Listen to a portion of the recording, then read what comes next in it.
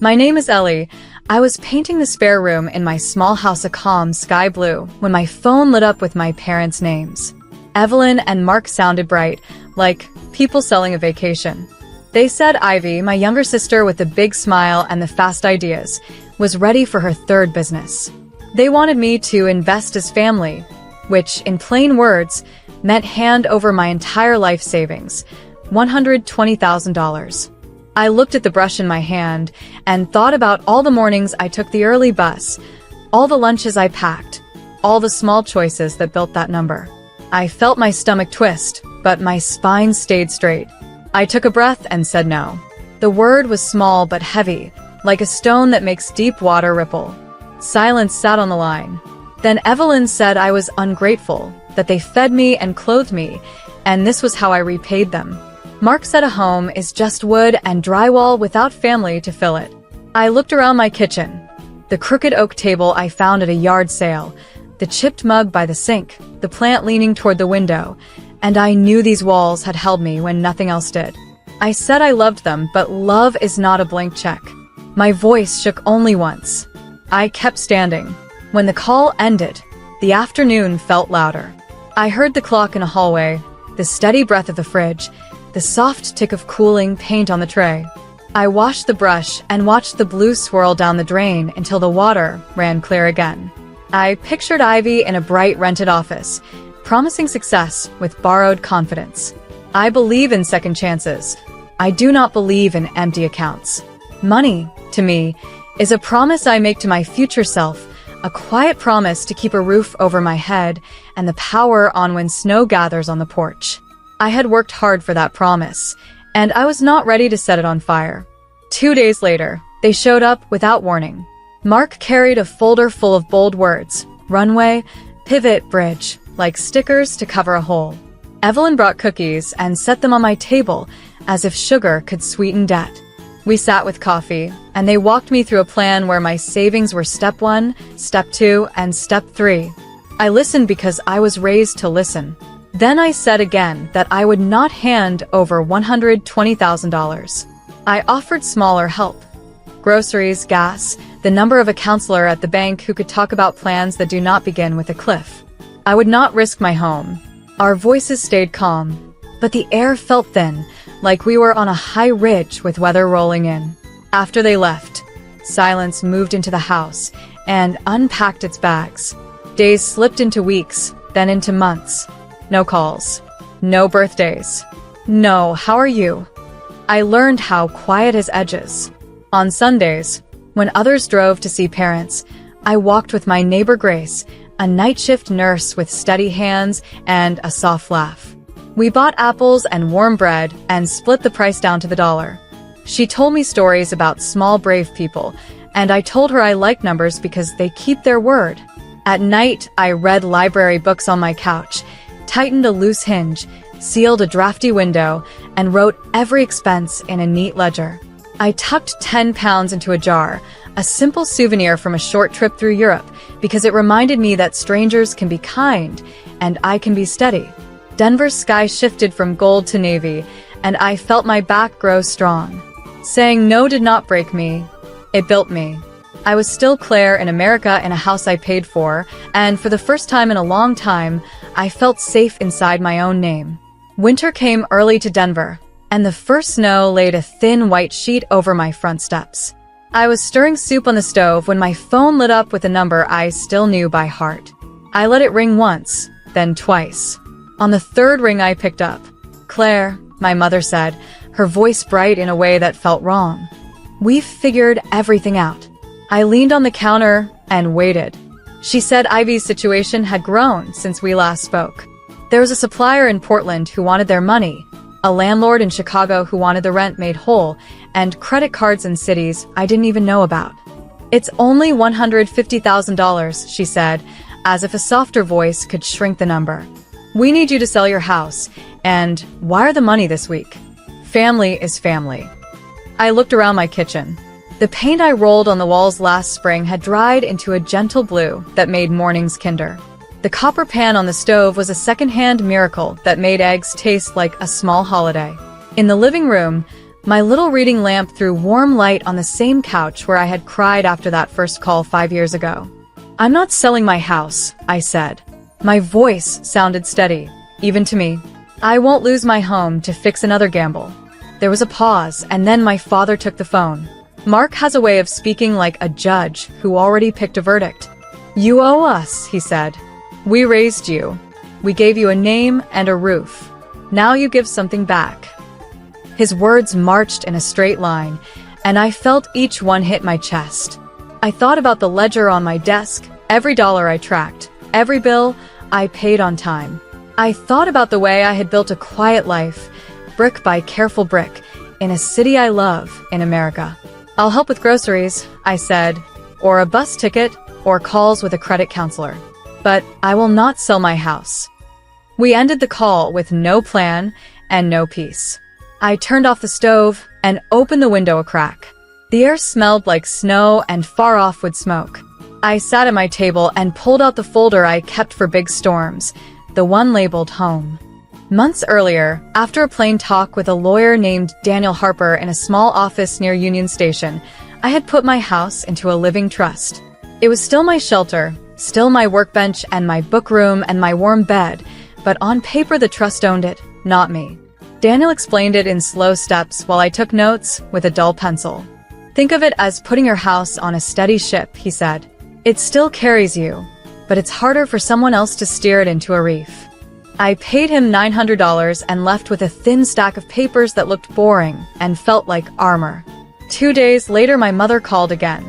"You don't understand," she said, and I could hear Ivy crying somewhere in the background. "They'll sue," she whispered. "They'll take her to court in Portland, and it will ruin her." I closed my eyes and watched numbers move in the dark like stars. $150,000. Late fees. Interest. Broken promises that never learned to stand up. "I won't sell," I said. "I won't throw good money into a pit. I can help you call the supplier tomorrow. I can help write a payment plan. But I won't sell." After that, the messages changed shape.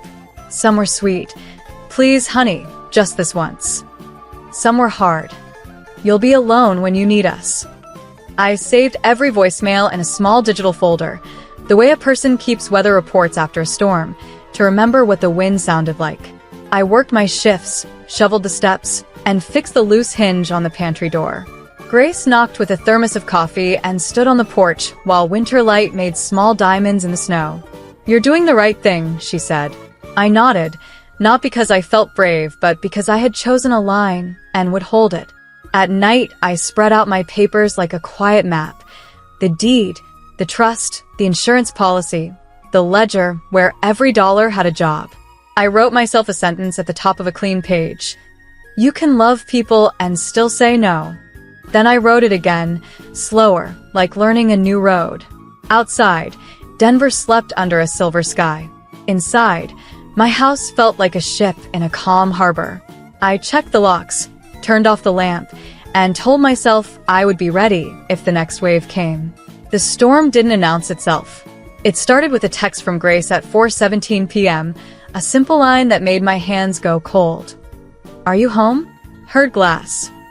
I was at my desk in the accounting office off Colfax, finishing a spreadsheet and thinking about dinner. I grabbed my coat and ran. The street outside was a ribbon of slush, Denver low and gray beneath a heavy sky. I kept seeing my front window in my mind, the way afternoon light usually pools there like warm tea. By the time I turned onto my block, red and blue lights were painting the cottonwoods. The wind sounded like paper tearing. My front door hung crooked on one hinge. The picture window was a glittering mouth of broken teeth. I stopped on the walkway because my body understood before my mind did. Bats. One lay on the carpet, another leaned against the wall like a casual insult. Ivy stood near the curb, mascara streaked, shoulders hunched inside a too-thin coat. Evelyn's hair was coming loose. She clutched her phone like a rosary. Mark's jaw worked as if he were grinding down a bad idea to a powder he could swallow. They didn't see me at first. They were looking at the house, as if it had betrayed them. Inside looked like a storm with hands had been through. The television was dead, the screen a spiderweb. The coffee table split along its grain as if it had decided it was a tree again. The couch was knifed open, pale foam snowing across the rug I bought used for $60. A fallen planter bled muddy water across the hardwood. I could already see boards bowing. Later, a contractor would count it calmly and call it about $40,000 in damage, not including the window. In that moment, it wasn't numbers, it was the sound of my own breath, steady, because someone had to be steady. "Ma'am?" An officer touched the air near my elbow, announcing himself without touching me. His name tag read Carter. He was tall and careful, the kind of careful you get after seeing too many rooms like this. "Are you the resident?" I said yes. He asked if I knew the people outside. I said yes again, and the word felt heavier than any other I'd said that day. Mark stepped forward, speaking before the officer asked. "It's our daughter's house," he said, loud and sure, like a closing argument. "We were getting what's ours." That sentence fell into the room like another bat. I pulled the blue folder from my bag with hands that didn't shake. Daniel had told me, months ago in that small office near Union Station, to keep copies with me. "Boring saves you," he said, and I believed him. I showed Officer Carter the trust, the deed, the neat pages with dull stamps and Daniel's tidy signature. "It's my residence," I said, "but the trust owns the property." The officer read, nodded, read again. He turned to my parents. "You understood this wasn't your property and you forced entry anyway?" Silence stretched so thin, I thought it might snap. Ivy's eyes tracked the broken glass like she was counting each shard as a way to stay upright. Phones started ringing then, as if the air itself needed noise. Evelyn called me even though I stood 10 feet away. When I didn't answer, Mark called, then Ivy. The rings sounded bright and frantic against the ruin. I let them go to voicemail. Officer Carter asked me to step onto the porch to finish my statement. I spoke in simple sentences, the way you do when you're telling the truth. I told him I had not given anyone permission to enter. I told him I felt unsafe. I told him the bats weren't mine. He wrote it all down, pen moving like a metronome. He asked if I wanted a victim advocate. I said yes. I asked him how restitution works.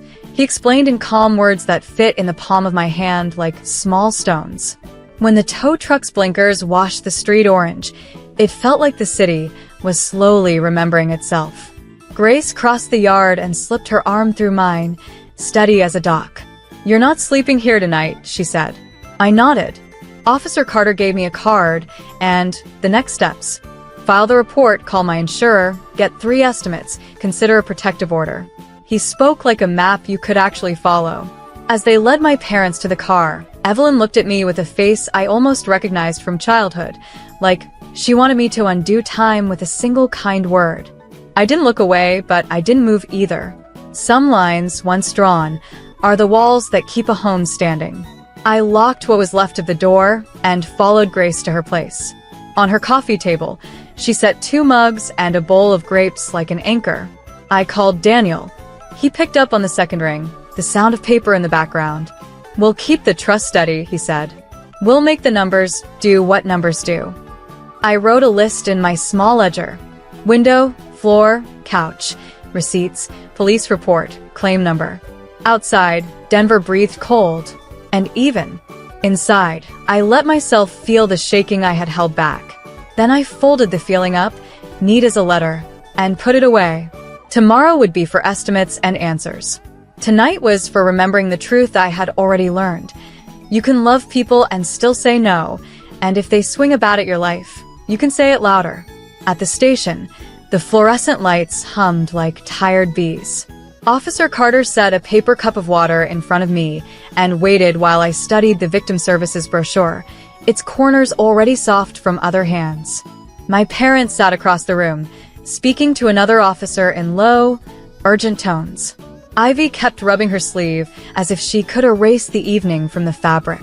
When Carter asked whether I wanted to pursue a restraining order, the answer rose before fear could talk me out of it. "Yes," I said. The word felt clean. He nodded, wrote it down, and walked me through the process. Temporary first, then a hearing, then the longer order if needed. It was not vengeance. It was a lock. Daniel answered when I called from the hallway, his voice steady as a plumb line. "File the report." "Send me the number," he said. "Your insurer will need photos and estimates. We'll also press for restitution." He reminded me, gently, that the trust was doing its quiet work, that what could have been a fight over ownership was now just paperwork and law. I told him the contractor had already spoken the number, about $40,000, and he said we'd put that, plus the window and labor, into a clear claim. "Boring saves you," he added, and I almost laughed, because it was true in money and in love. I slept on Grace's couch that night, her extra blanket a kind of treaty with the world. In the morning, she insisted on toast and coffee before we walked back to my house. The streets smelled like cold metal and pine. The boarding crew had covered the shattered window with thick plywood, and the front door wore a temporary lock that clicked with a small, brave sound. Inside, the room had settled into aftermath. Footprints on the floor, tape across the hearth, a dusting of glass that winked like frost in the light. I set my ledger on the counter and began a list with careful script. Window, floor, couch, media stand, rug, cleanup. Prices came next. $1, $200 here, $6,800 there, dollars that had names and jobs. I kept the pounds note tucked in my wallet, a souvenir from a cheap London hostel years ago, because it reminded me that across the ocean people drink tea and move forward, one honest day at a time. Calls came in bursts. Evelyn tried gentle first. "Sweetheart, can we talk?" We went too far. Then Mark tried logic that bent like a crooked nail. "If you just sell, we'll fix everything. We'll repay you." Ivy's text was the only one that sounded like a person standing on a real street. "I'm sorry." I answered none of them. Instead, I called the insurer, the glass company, the floor specialist, and the upholstery shop with a kind woman named Ellen who said, "Bring what's left. We'll see what we can save." Grace drove me to the precinct to finalize the statement. When Carter asked again if I felt safe, I told him the truth. Safer with paper than with promises. He gave me the court date and a victim advocate's name, Marissa, who would meet me on the day and sit beside me like a lighthouse. In the quiet between tasks, I thought about the story my parents had told for years. That family is a debt you can never finish paying. I had tried to believe a softer edit. That family is a field where everyone brings what they can.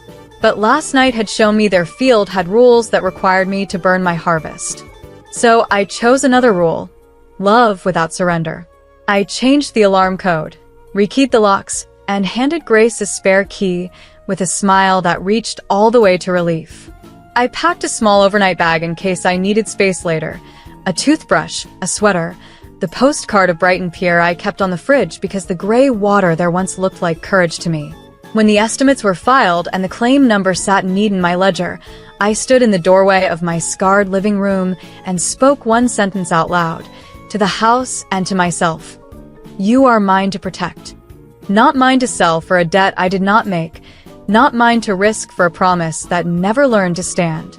Mine to guard with paper and locks and the firm, simple word no. I did press charges. I did seek the order. And when the court date came, I sat beside Marissa and told the judge in steady words what happened. The order was granted. My parents' eyes searched me for the daughter who had once paid with silence. She wasn't there. In her place was a woman who knew that boundaries are not walls that keep love out. They are the frame that keeps a house and a life standing in American weather.